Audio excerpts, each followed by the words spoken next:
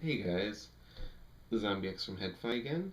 It's been a long time since I made a video, but today, as you can see, I have stacks of headphone amplifiers. But only one of these is in the video today. It ain't the Woo Audio 3, and it ain't the X-Can. It's the SPL Auditor. Yeah.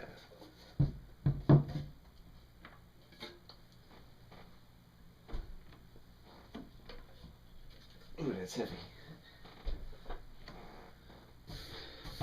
Now, the SPL Auditor. As you guys know, SPL makes two different amps, the Auditor and the Phonitor. And believe it or not, the Auditor actually sounds better despite it being half the price. The price difference comes from the fancy crossfeed circuit on the Phonitor, which I think looks really cool. I couldn't justify another $1,000 for it. But if you look at the total harmonic distortion factors and all the other those specifications for the between the two, you see the Auditor has lower distortion. It has less crosstalk or more crosstalk. I can't remember now. I have to look. And what do you call it? It also has a higher what's the dynamic range? It's bigger. But the Auditor, a lot of people they want to buy it for like studio use, but you gotta know it's only good for really high impedance headphones. Like anything like 120 ohms or more would work on it. Now, the output impedance of this amp is 9 ohms. And if you were to put a really low impedance headphone on here, let's say the Denon HD D7000, because that's only 25 ohms, the 9 ohms from this would actually bloat the sound a bit. And that being, the damping factor is kind of weird with low impedance headphones.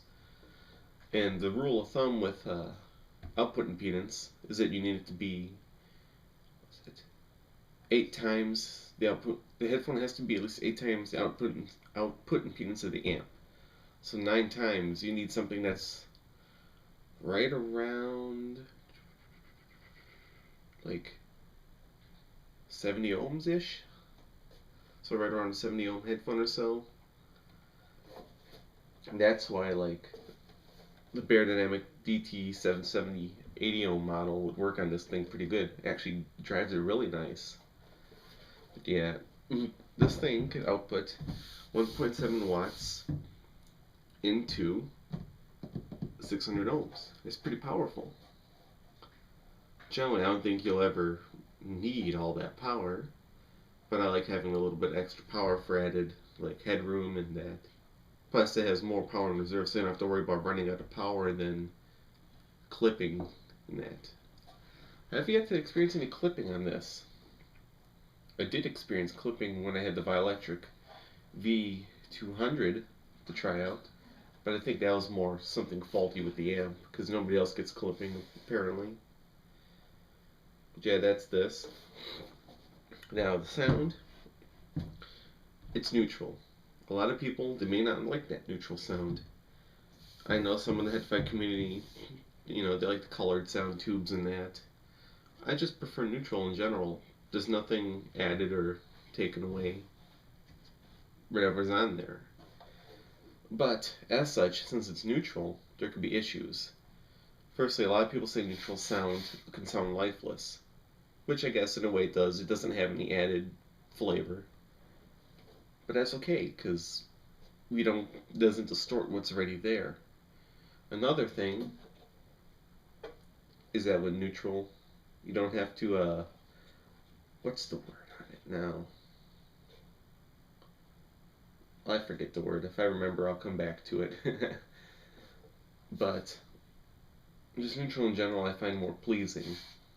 At least to me. I mean, I can sit there and listen to a neutral setup like this, and then the beyerdynamic T1s, I could listen to that for a long time, and it It's kept me happy. But yeah, the sound of this guy is pretty neutral. Now we're gonna go to the back, and as you can see, they have the little IEC jack there, or plug, power switch. There's even a little fuse part right here. And right here you have voltage selector between 115 and 220. And then what I like the most about this amp is that you could have what's the paralleled outputs, I guess, is that the name? So you can go in from your balanced DAC and these two here, and then it does automatically just loops it right out, kind of like a loop out right away. And what's cool is that you don't have to have this unit on in order for that to work. And I didn't know that. It wasn't in the manual. I just leave it off and I could route this over to my Audio GD Rock and it works fine. Which is pretty cool. Now, for all the specifications of that, I won't list it in the video. I won't talk about it. I'm just gonna add it to the description, and then you can view it yourself. But power output, this guy's, I already said the power output. But yeah, just a little description of the auditor and that. Yeah, I think that's it for the auditor. I don't really have much else to say. I just talked about it a little bit. Oh, it's very light. Despite the size, it may look heavy. It's pretty light, I would say 8 pounds maybe. Too, the volume knob, it's super smooth, like incredibly smooth. And then it also has a little mute button here. Or I mean, not mute, it's mono.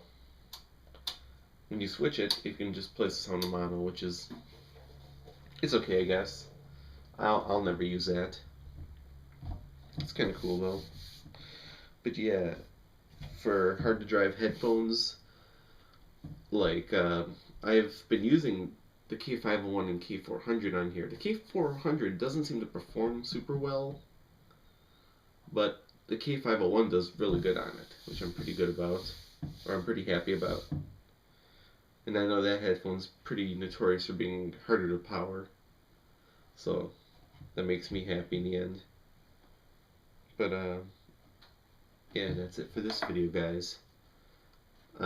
Next video is going to be one of my other amps. I don't know which one yet.